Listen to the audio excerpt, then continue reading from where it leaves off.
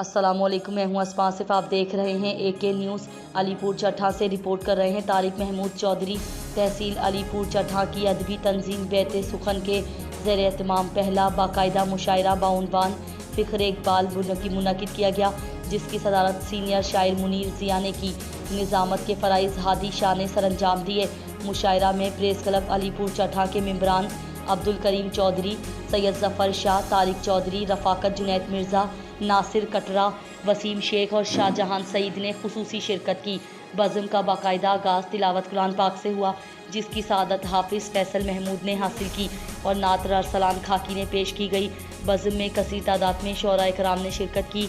मेहमान शोरा में प्रोफेसर तहरीम बिन सईद, अख्तर हुसैन, तारिक तशना, ताहिर हसनैन हुसैन ताहिर, नेल्सन आरजू, तनवीर इलाही ने शिरकत की और मुकामी शोरा में प्रोफेसर अरशद खान, प्रोफेसर जावेद ताबी, अमीर उस्मान बिलाल, अजीज़ हंजरा, अदनान फ़ारूक रहबर, हसनैन रज़ा, जैन हंजरा, रईस अब्बास, हसनैन अली, सैयद अली ज़ैब ज़ैदी, हाजी ज़फ़र साहब और बहुत से नए शोरा ने अपना कलाम पेश किया। जिसके बाद लाला जी, तनवीर अहमद और सीनियर सियासतदान और लखारी काजी बाबर अब्बास ने अपने ख्यालात का इजहार किया।